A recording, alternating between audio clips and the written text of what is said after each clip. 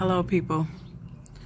So this video is part 2 of my conversation around controlling and rigid behaviors.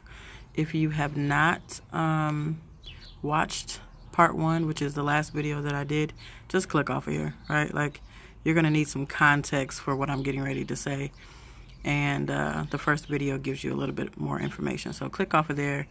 I asked you to write a couple things down in that last video. So once you've done that, it's like a 7-8 minute video. Then you click back on and hear the rest of what I have to say, if you so choose, right? So part 1 of controlling and rigid behaviors was basically about helping you understand what the problem is with being controlling and kind of where it comes from, right? And this video is more about how to eliminate or reduce controlling behaviors, right? So if you watch the first video, then you probably already understand that being controlling really robs us, right? It robs us of the ability to be present. It robs us of the ability to have peace. And maybe most importantly, it robs us of the ability to really take pleasure in change, right? Change is inevitable. So it would probably be helpful to us and the people in our circle if we could learn how to take pleasure in change rather than it being this painful, dreadful experience, because it's inevitable. We're going to go through lots of change. And so one of the other things that we talked about in the last video is how change comes from controlling behaviors come from our past experiences, right?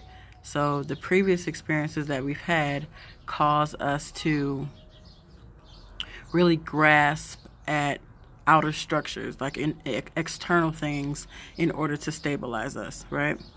So in the last video, and really all my videos, I talk a little bit about my own history and some of the experiences that I've had in the past that have caused me to be very controlling, right? Because I am very controlling, is someone not having my parents around, right? Having experienced sexual abuse, having been in a domestic violence relationship. All of these things left me feeling out of control, right? And so as I've grown up and become an adult, I cope, essentially, right? And we all do. One of the ways that we cope is through having controlling behaviors. That's where controlling behaviors come from, right? Is basically trying to gain control, right? So while controlling behaviors are just one way that we attempt to cope with unmet needs and unmet desires and really not any kind of change. That's the only one we're focusing on today, right? We're only focusing on controlling behaviors, even though there are other ways that we cope with, there are other ways that we cope with unmet desires or fears, or because we talked about that, right? We talked about the fact that controlling behaviors come from fear. They come from our past experiences. So hopefully you've already seen that in the first video. And the thing is that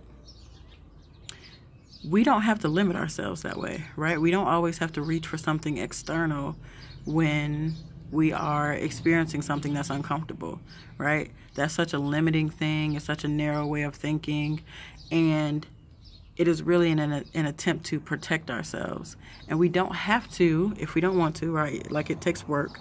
It takes work to go from being a controlling person to not.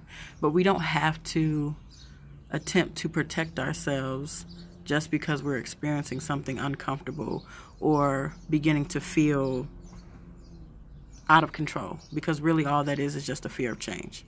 So the 3 things that I just want to throw out here as ways to help you reduce controlling behaviors if you so choose, right? One is working through whatever you find, right? So in the last video, I asked you to answer 3 things, right? So look at number 1, list the ways or the areas of your life that you're controlling, right?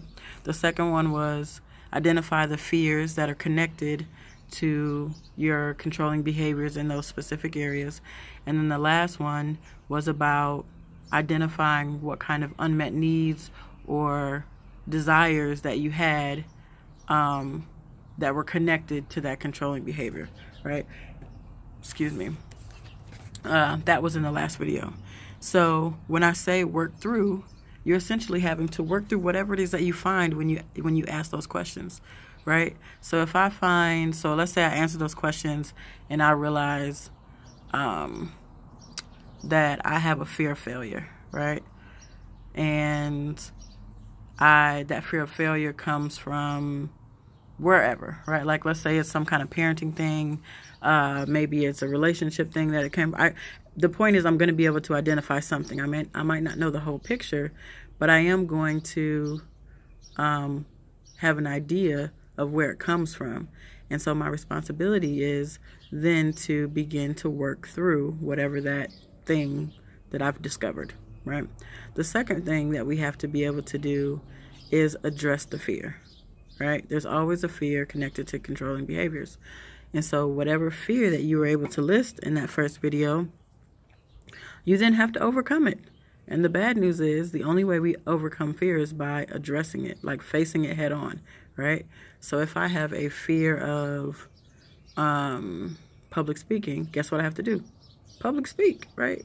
If I have a fear of being vulnerable, guess what I'm going to have to do? I'm going to have to be vulnerable. And as we do those things, the fear decreases, right? That's the only way you overcome fear. And then the last one, which is probably the most important, is figuring out how to cope with stress, different emotions that we don't like, change,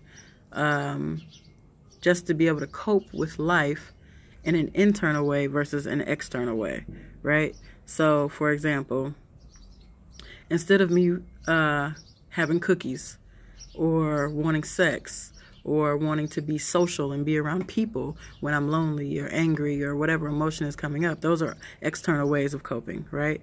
The goal here is to be able to soothe yourself in an internal way, right? So prayer, meditation, things that only require yourself and not necessarily other people. Now, there's nothing wrong with having support, right, when you're going through something. There's nothing wrong with that. You just have to find the balance, because often we're relying on external things to help us when we really need to be relying on internal things. So those are the three things that I would list in terms of helping you reduce controlling behaviors. So hopefully this video was helpful. Peace.